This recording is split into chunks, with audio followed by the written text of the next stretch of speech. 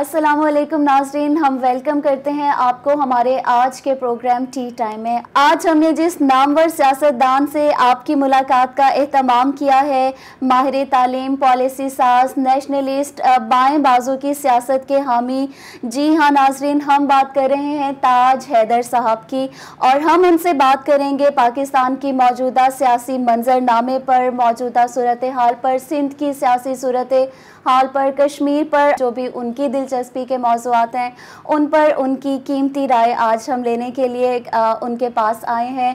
बहुत शुक्रिया ताज हैदर साहब, आज आपने हमें वक्त दिया। हम आपको वेलकम करते हैं हमारे आज के प्रोग्राम टी टाइम में। इज़्ज़त अफ़ज़ाई में सबसे पहले तो आज आप हमें ये बताइए कि आपका ताल्लुक़ एक इल्मी घराने से, आपके वालिद करार हुसैन साहब खुद एक फ़िलासफ़र थे, एक दानिश्वर थे, और अगर ये कहा जाए कि अदब के बरगद थे, और कहा जाता है कि बरगद के पेड़ के नीचे कुछ नहीं उगता, लेकिन आपने उनके होते हुए अपना शख्सियत, अपना कद काट निकाला। हमें कुछ उस हवाले से सबसे हमारे साथ शेयर कीजिए, अपनी कुछ यादें अपने वालिद के साथ। नहीं, यानी इंसान आगे कैसे बढ़ता है जी, कि वो सोचता है और सोच के अमल करता है। तो बाबा ने हमें सोचना सिखाया कि ये नहीं है कि आँख मीच के जो सुन लिया उस पर यकीन कर लिया, बल्कि जो सुना उस पर सोचा, और सोचने के बाद उसको बदलने की कि हाँ ये चीज़ तो है, इसको बेहतर कैसे किया जाए। फिर ये कि ये जो हमें बताया जा रहा है ये सही है या गलत है, कोई शक की गुंजाइश इसमें है या नहीं है। इसलिए मैंने तालीम भी रियाजी की हासिल की, मैथमेटिक्स की, और मैथमेटिक्स जो है। लेकिन अब आपके अंग्रेजी अदब के प्रोफेसर थे। हाँ, लेकिन एक जहन मैथमेटिकल होता है। बाबा ने अंग्रेजी, फारसी, उर्दू तीनों में मास्टर्स किया था, लेकिन बीए तक मैथमेटिक्स भी पढ़ी थी। अच्छा। तो वो मैथमेटिक्स में ये है कि आप सच की तलाश करते हैं।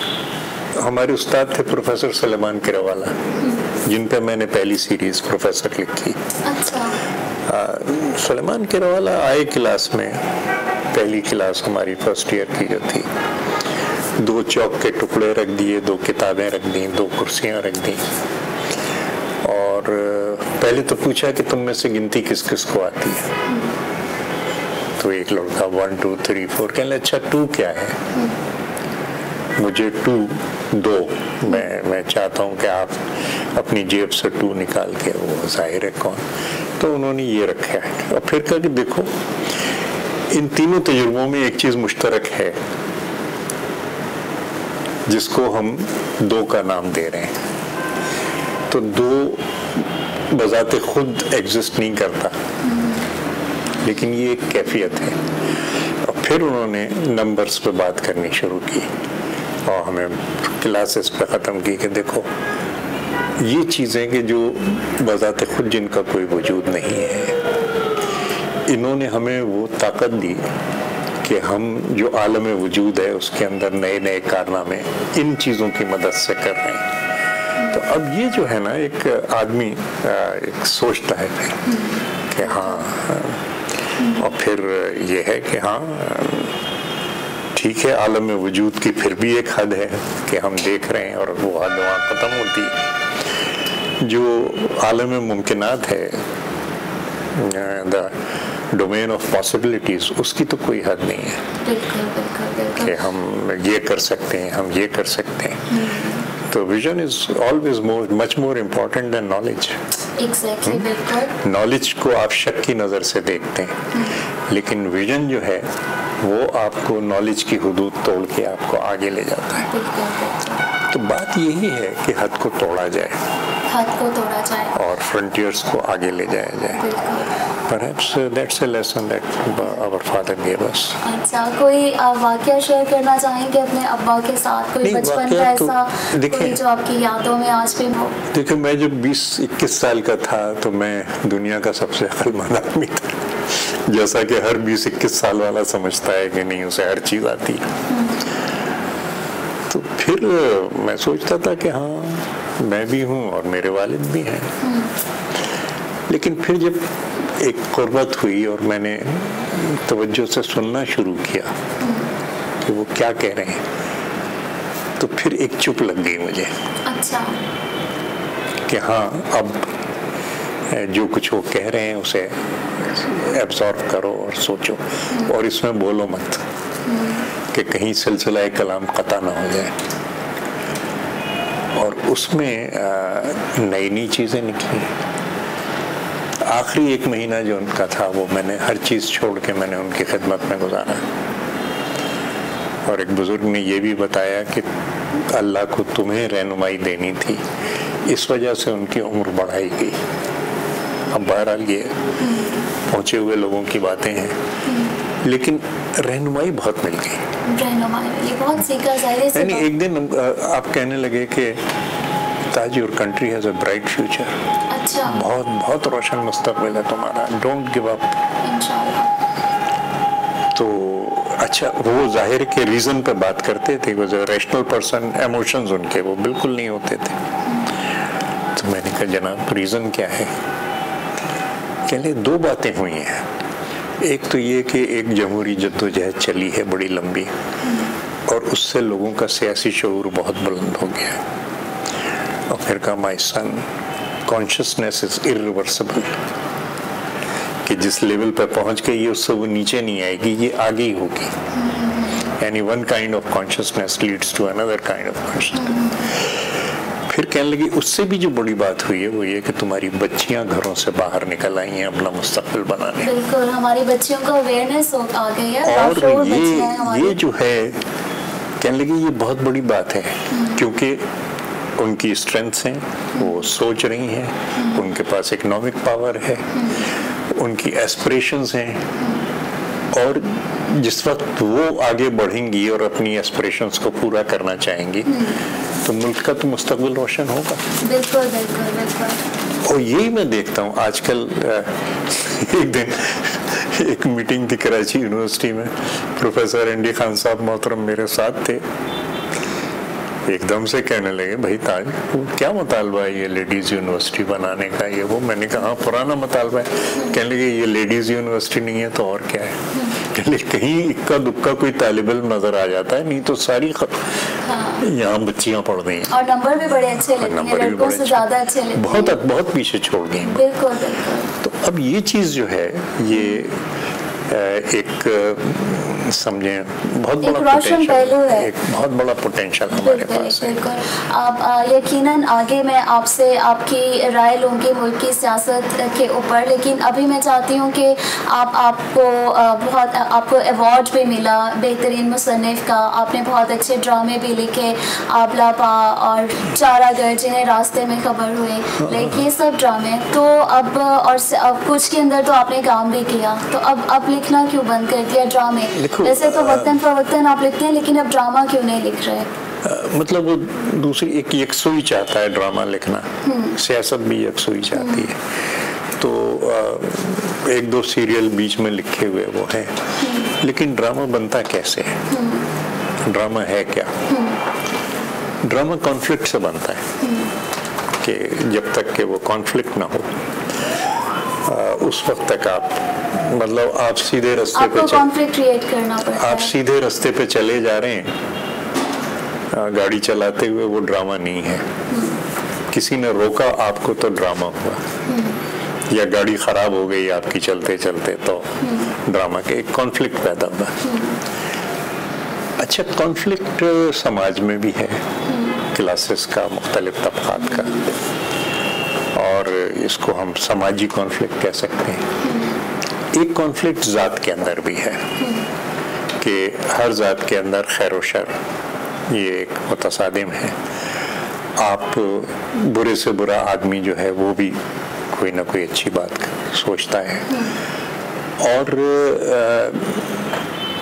آپ فیصلہ نہیں کر پاتے یہ کرنا ہے کہ یہ کرنا ہے، یہ چیز درست ہے کہ یہ آپ کا اندرونی کانفلکٹ ہے. تو جس وقت آپ اس اندرونی اور بیرونی کنفلکٹ کے درمیان ایک مواصلت پیدا کرتے ہیں، when they synchronize، تب ڈرامہ آگے بڑھتا ہے. کہ ہاں آپ نے دیکھا کہ ایک بچے کو تعلیم نہیں مل رہی یا گھر میں کھانا نہیں ہے اس کے، تو اس نے آپ کی ذات کے اندر کیا کانفلکٹ پیدا کیا اور پھر آپ نے کیا کیا اپنی زندگی میں اور سماج کے اندر. تو ڈرامہ یہ ہے. اچھا, ڈرامے میں ہم سمجھیے کہ کسی شخص کی کہانی نہیں کہہ رہے ہوتے, بلکہ ایک خاص وقت کی کہانی کہہ رہے ہوتے ہیں. اور اس وقت کی کہانی کہنے کے لیے آپ کرداروں کا سہارا لیتے ہیں.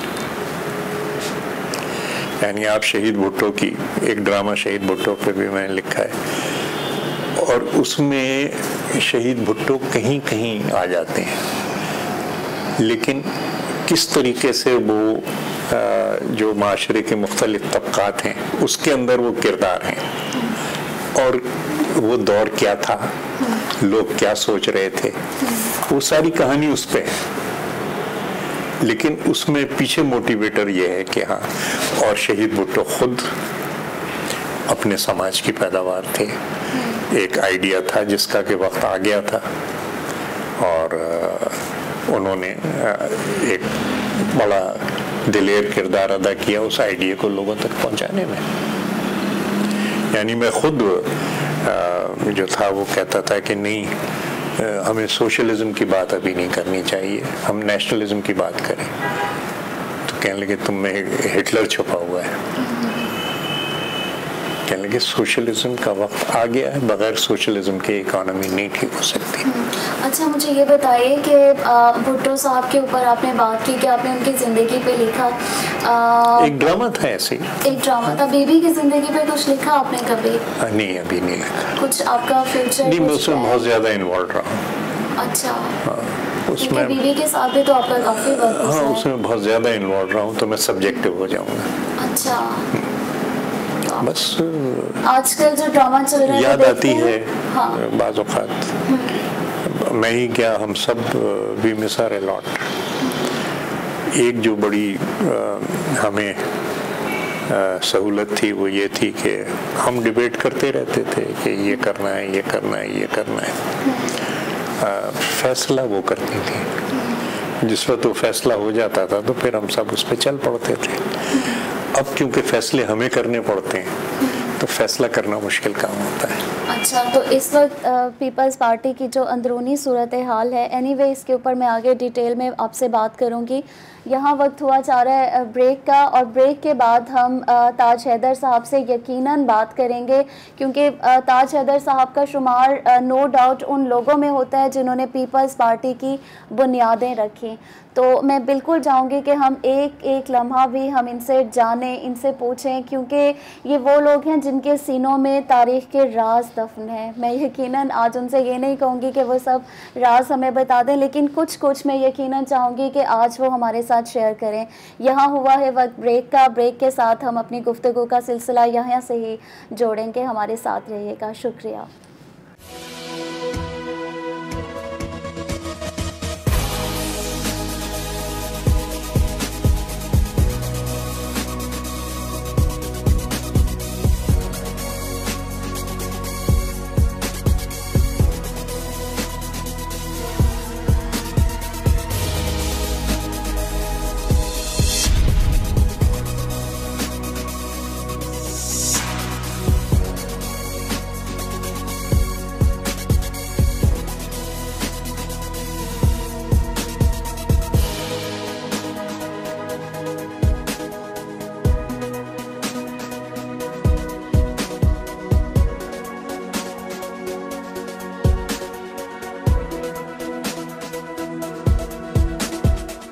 لیکسس مینہٹن میں نئی اور پرانی گاڑیوں کی خرید و فروخت ہوئی آسان. تمام کمپنیوں کی گاڑیاں اسپیشل APR ریٹ 0.9 سے 3.9 تک. TLC ڈرائیورز کے لیے خوشخبری, اسپیشل فائنینسنگ کے ساتھ نئی گاڑی خریدنے اور گاڑیوں کی سروس سمیت ووسا ٹی وی ایڈورٹائزمنٹ ریفرنس پر $1000 کا ڈسکاؤنٹ. اب ایسی آفرز بھلا کون دے گا؟ کل نہیں, آج ہی تشریف لائیں. Lexus Manhattan 627 11th avenue, new York.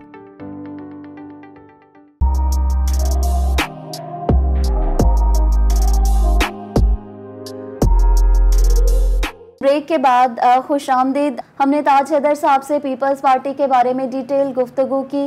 اب ہم ملکی سیاست کے اوپر ان کا تجزیہ لینا چاہیں گے.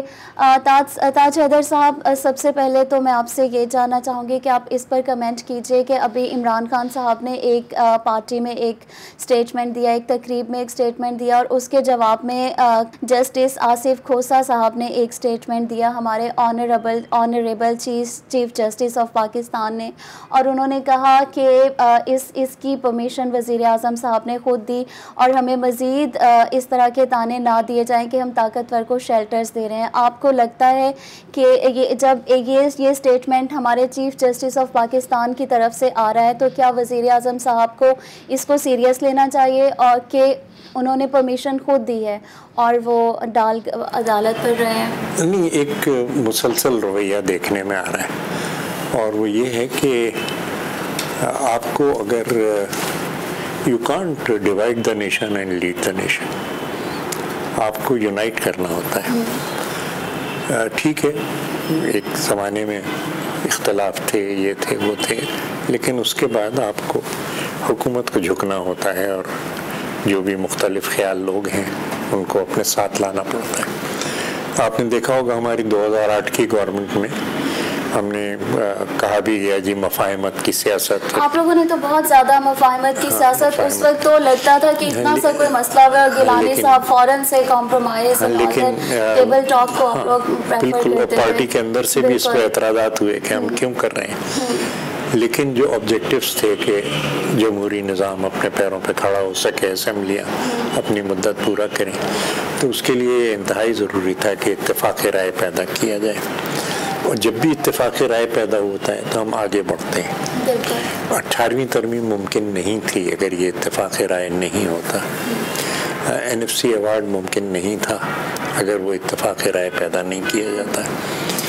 لیکن اگر آپ ہر ادارے سے لڑنا شروع کر دیتے ہیں, اور ہر ایک سے لڑ رہے ہیں, آپ پریس سے بھی لڑ رہے ہیں, حزب اختلاف سے بھی لڑ رہے ہیں, اب عدلیہ سے بھی لڑ رہے ہیں, تو صرف معاشرے میں کانفلکٹ بڑھے گا قوم کے اندر, and we shall end up as a nation divided, which unfortunately is the situation now. اب اگر یہ کانفلکٹ بڑھتا ہے تو پھر ہر ایریا سفر کرتا ہے, آپ کی اکانومی بیٹھتی ہے, آپ انٹرنیشنلی آئسولیٹ ہوتے ہیں. مطلب دوسرا ملک آپ سے بات کرنے میں سوچتا ہے کہ بھئی یہ تو پہلے ہی لڑ رہے ہیں آپس میں, تو ان سے کیا اس میں وہ تمام چیز ہو, یا یہ کہ یہ جب بھی آتے ہیں تو ہمیں پیسے دینے پڑتے ہیں, تو پیسے مانگتے ہوئے آتے ہیں. تو اس تمام چیز سے آپ نبٹ سکتے ہیں اگر آپ قوم کو متحد کریں, اور میں سمجھتا ہوں کہ حکومت کا پہلا کام قوم کو متحد کرنا ہے. میں ایک چھوٹی سی بات بتاؤں کہ 88 میں پہلی دفعہ ہماری حکومت آئی, 1988 میں, اور میں حکومت میں شامل ہوا, تو میری والدہ نے بٹھایا مجھے اور کہنے لگی کہ دیکھو حکومت اقبال سے ہوتی ہے, حکومت زور زبردستی سے نہیں ہوتی. تاج کچھ ایسا کرو کہ لوگ تمہاری بات مانیں اور خوشی سے اس پہ عمل کریں, اور وہ دیکھیں کہ ہاں اس پہ عمل کرنے میں ہمارا فائدہ ہے. یہ نہیں ہوتا کہ اگر عمل نہیں کرو گے تو میں یہ کر دوں گا, یہ کر دوں گا, یہ نہ کرنا. تو یہ جو چیز ہے نا کہ آپ زور زبردستی سے کچل کے, سارے بیوقوف ہیں, کوئی کچھ نہیں جانتا, بس میں آپ کو بتاؤں گا, اور اگر آپ نے یہ بات کہی تو آپ غدار ہیں, اگر یہ بات کہی تو, اس طریقے سے انتشار پھیلتا ہے, اس طریقے سے آپ کے احترام میں, فضیلت میں کمی ہوتی ہے. آپ اگر جھک کے بات کرتے ہیں, جیسے کہ میں نے چیئرمین بلاول کے ساتھ لیے کہا تھا کہ عاجزی, انکساری, اخلاق, یہ اور یا پریزیڈنٹ زرداری کے لیے میں نے کہا, اس سے لوگ متحد ہوتے ہیں, آپ کی بات سنتے ہیں غور سے. یہ ضروری نہیں ہے کہ وہ آپ کی بات مانیں, یہ بھی ضروری نہیں ہے کہ آپ ہمیشہ صحیح کہہ رہے ہیں. اور بارہا یہ ہوتا ہے کہ لیڈرشپ ایک بات کہہ رہی ہوتی ہے, لیکن دوسرے جس وقت کچھ دلائل دیتے ہیں یا سمجھاتے ہیں تو لیڈرشپ اپنا موقف بدل دیتی ہے, کیونکہ مشورے سے جو چیز نکلتی ہے وہ بہتر ہوتی ہے. انہوں نے مشورہ کرنا چھوڑ دیا، کیا ہی نہیں کبھی مشورہ، اور اب پھر الیکشن پہ سوالات ہیں، بہت بڑے بڑے سوالات ہیں، تو اپنی لیجیٹیمیسی ثابت کرنے کے لیے کشمکش رہتی ہے کہ نہیں میں واقعی الیکٹڈ لیڈر ہوں. تو وہ ایک یہ کشمکش یہ ہے بڑھتی جاتی ہے. جو واقعی الیکٹڈ لیڈر ہوتا ہے، جس کے ساتھ لوگ ہوتے ہیں، تو وہ مخالفین کو بھی ساتھ لاتا ہے اور پھر ملک کی تعمیر و ترقی کے لیے کام کرتا ہے. اس حکومت کو یہ موقع نہیں مل رہا، اور اس جھنجھلاہٹ کے اندر، غصے کے اندر انہوں نے محترم عدلیہ کے لیے بھی اس قسم کی باتیں کہیں.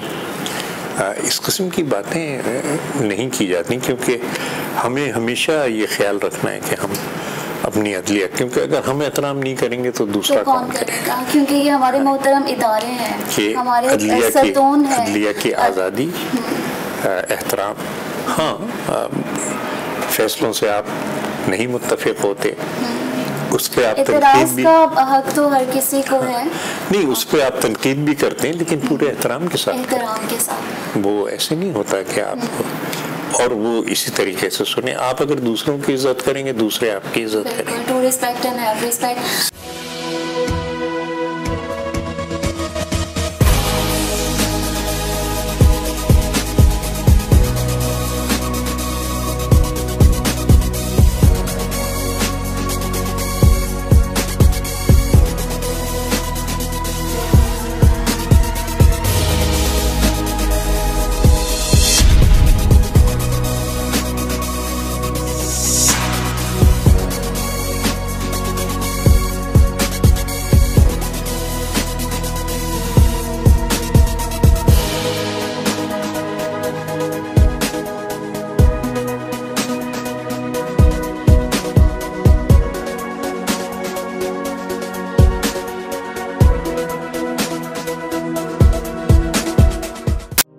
ویلکم بیک ناظرین.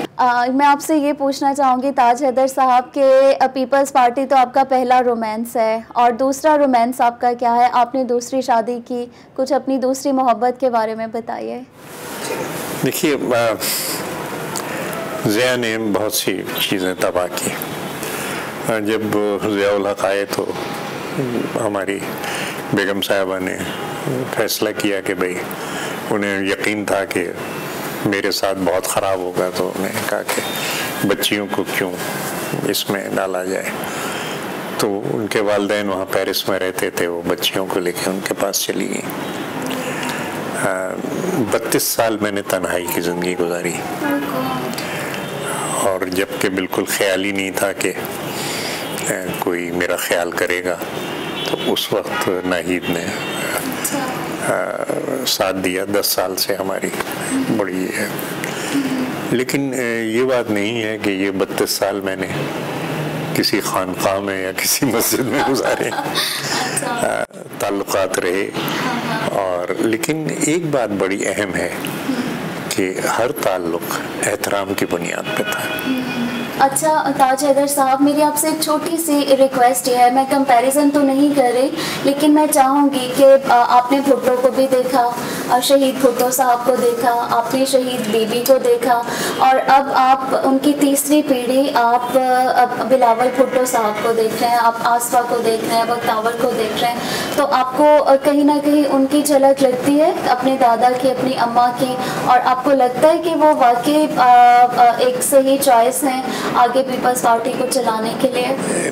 دیکھیے، we respond to the time, کہ وقت اگر بدلتا ہے تو اس کے حساب سے شخصیت میں بھی وہ تبدیلی آتی ہے.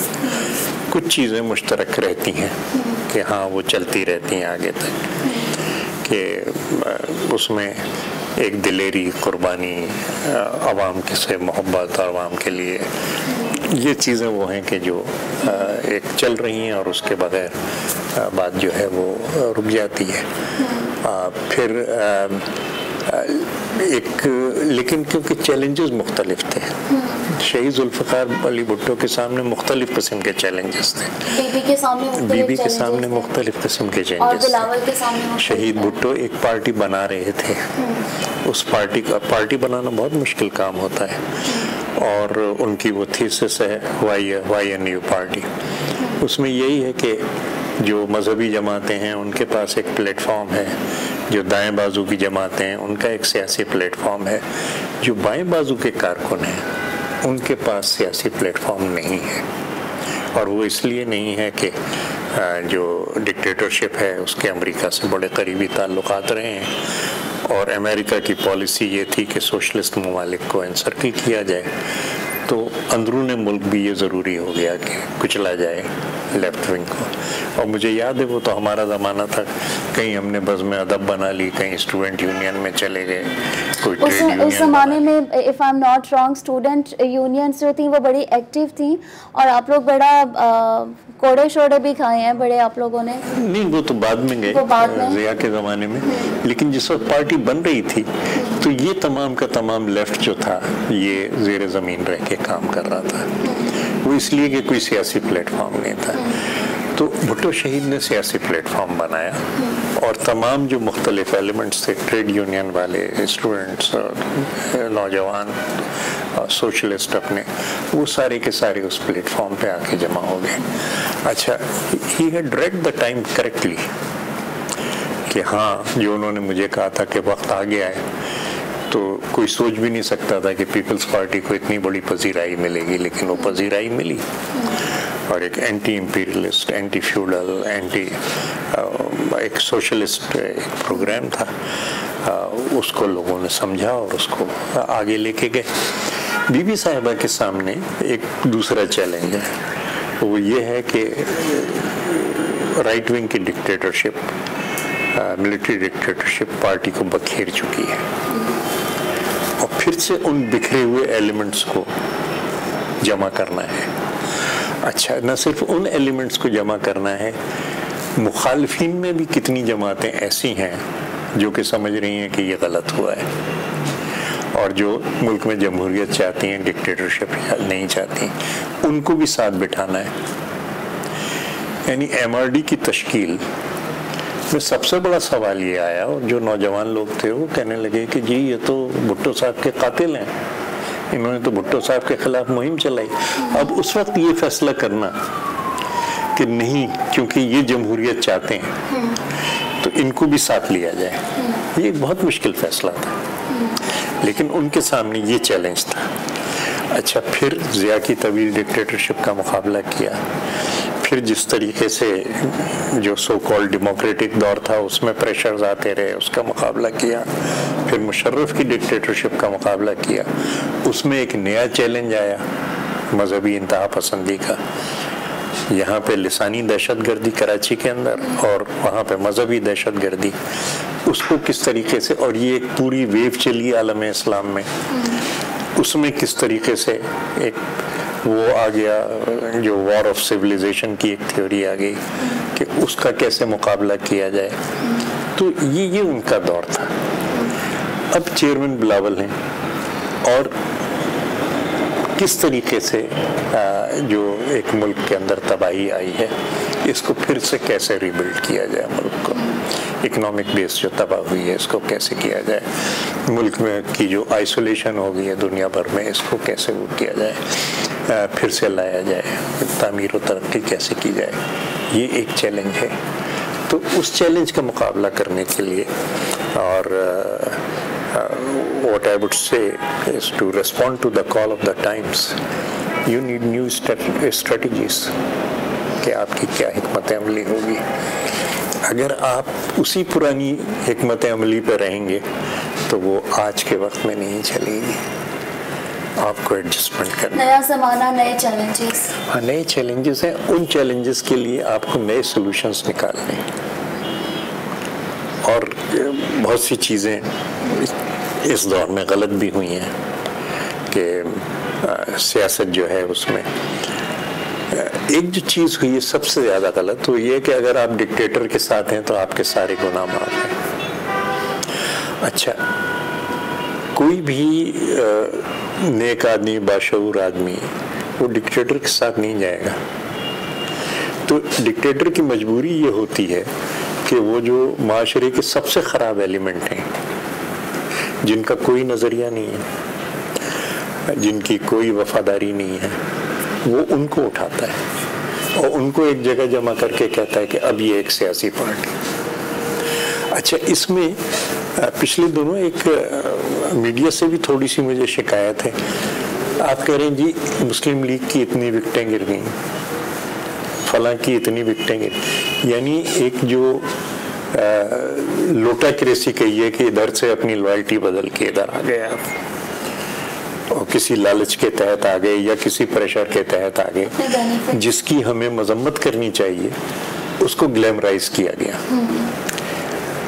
اب ہوا یہ کہ پاکستان کے اسٹیبلشمنٹ نے اور ڈکٹیٹرشپ نے ایک چھتری فراہم کی ہے برے لوگوں کے لیے کہ اچھا تم یہاں آ جاؤ اور تمہارے ہر گناہ معاف ہیں. تو اس کی وجہ سے بڑا ایک جو what I should say qualitative decay وہ پاکستان کی سیاست میں آیا ہے اور جس کو دور کرنا بہت ضروری ہے, اور کرپشن کو ختم کرنا انتہائی ضروری ہے.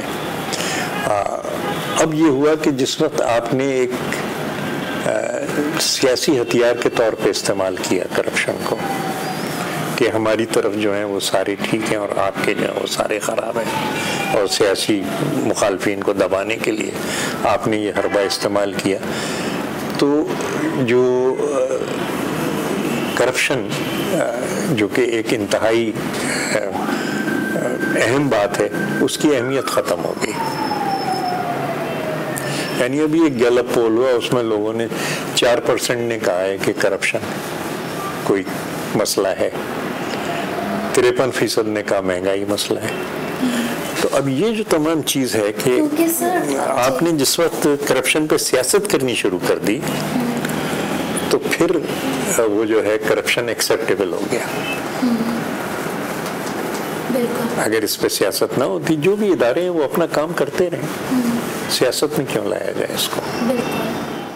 شاید یہی میرے خیال میں مجھ ناچیز کی رائے میں یہی ایک سب سے بڑا پرابلم ہے کہ ہم سیاست کو اور ان سب چیزوں کو مکس کر دیتے ہیں. ایک چھوٹا سا میں آپ سے ایک سوال یہاں پہ بی بی شہید کی مرڈر کے بارے میں بات کروں گی. نومینیٹ ہوئے طالبان اور سب یہ بات ہو گئی ہے. یہ ایک عجیب بات ہے کہ ان کو نہیں ان لوگوں کو چھوڑ دیا گیا جو کہ انوالو تھے, ان کو چھوڑ دیا گیا, یہ بات ہے. لیکن ظاہر ہے کہ اصل بات یہ ہے کہ جیسے اس وقت کہا گیا تھا کہ سب سے بڑا انتقام جمہوریت ہے, کہ وہ جو مشن تھا ان کا اس کو پورا کرنا وہ بہت ضروری ہے. اچھا, اور وہ جو ان کے آخری دن تھے اور اس میں جو ہم لوگ کام کر رہے تھے اور ہماری کوشش یہی تھی کہ وہ واپس چلی جائیں کیونکہ خطرات تھے, کراچی کا یہ تمام ہو چکا تھا. لیکن وہ بڑے سکون سے, صبر سے, آپ نے وہ ویڈیو دیکھی ہوگی کہ جس میں ان پہ فائرنگ ہوئی ہے. بالکل سر, کس نے نہیں دیکھی. تیسرا فائر انہیں لگا ہے. تو میں ایسے ہی دیکھ رہا تھا تو میری زبان سے نکلا کہ اگر پہلے فائر پہ بیٹھ جاتی تو زندگی بچ سکتی تھی. میرے ایک دوست ساتھ بیٹھے ہوئے تھے, کہنے لگے بے نظیر بیٹھ جاتی تو ملک بیٹھ جاتا.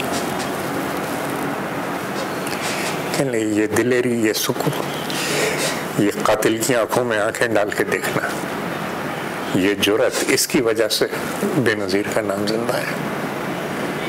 کہنے لگے وہ اگر بیٹھ جاتی تو ملک بیٹھ جاتا. یاد آتی ہیں کبھی کبھی. بات گہری ہے. اور میں اب بھی یہی کہتا ہوں کہ پہلے فائر پہ جو کہ مس ہوا ہے بیٹھ جاتی, آج وہ ہمارے درمیان ہوتی. لیکن اس دوست کی بات میں جو گہرائی ہے شاید وہاں تک میں نہیں پہنچا کہ وہ جو جرأت ہے وہ قاتل کی آنکھوں میں آنکھیں ڈال کے کھڑا ہونا کہ اور موت کو ایسے کہ ہاں قتل کرو مجھے, میں حاضر ہوں. کہنے لگے یہ دلیری ہے جس نے ہمیں دلیر بنایا. یاد آتی ہے کبھی کبھی آپ کو بیوی؟ becomes very painful sometimes. She was much more than a leader. She was much more than a leader. کیسا تھا آپ کے ساتھ ان کا تعلق؟ کیسا تھا؟ سب کے ساتھ اتنا نہیں، سب کے ساتھ وہ خیال رکھتی تھیں ہر ایک کا. میں اپنی بچیوں سے 8 سال سے نہیں ملا تھا، بچیاں میری پیرس میں تھیں. جب ضیاء آیا تو ہماری جو بیگم تھیں انہوں نے کہا کہ آپ کو ضیاء تو چھوڑے گا نہیں. میں بچیوں کو وہ لے کے پیرس چلی گئی. 8 سال میں نے نہیں دیکھا. پہلا ڈیلیگیشن ایک زیورک جا رہا تھا، مجھے اس میں شامل کر دیا، انسٹرکشنز دی تاج صاحب کا ٹکٹ پیرس تک بنے گا. یعنی یہ خیال رکھنا کہ جس نے اپنی بچیوں کو نہیں دیکھا ہے اور ایک موقع مل رہا ہے تو یہ اپنی بچیوں سے جا کے مل لے، یہ تو بہت بڑی بات ہے. بہت بڑی بات ہے. اور ہر ایک کے ساتھ ان کا یہی طریقہ تھا. یہ میں نہیں کہوں گا کہ میرے ساتھ، ہر ایک کا خیال رکھنا. بلاول بھی ابھی ایسے ہی رکھتے ہیں آپ کے ساتھ؟ بلاول خیر، بلاول کیا، ان کی بہنیں سب، ایک حیرت ہوتی ہے. بہترین تربیت کی ہے، یعنی اتنا اخلاق، اتنی عاجزی، اتنی غور و فکر سے بات سننا، دوسروں کا احترام کرنا. خیر والد بھی ان کے آصف علی زرداری، وہ بھی لوگوں کا بہت عزت احترام سے، دوستی سے پیش آتے ہیں. یہ ان بچوں کے اندر بڑی خاصیت ہے کہ یہ ہر ایک کی عزت احترام اپنے یہ ملحوظ خاطر رکھتے ہیں. ناظرین یہاں وقت ہوا ہے بریک کا. تاج حیدر صاحب ہمارے ساتھ اپنی فیلنگز شیئر کر رہے ہیں، اپنے جذبات شیئر کر رہے ہیں، بی بی شہید کے ساتھ اپنے گزرے ہوئے لمحوں کو یاد کر رہے ہیں. ہم بریک کے بعد تاج حیدر صاحب کو یہاں سے ہی ان کے ساتھ گفتگو کا سلسلہ جوڑیں گے. ہمارے ساتھ رہیے گا. شکریہ.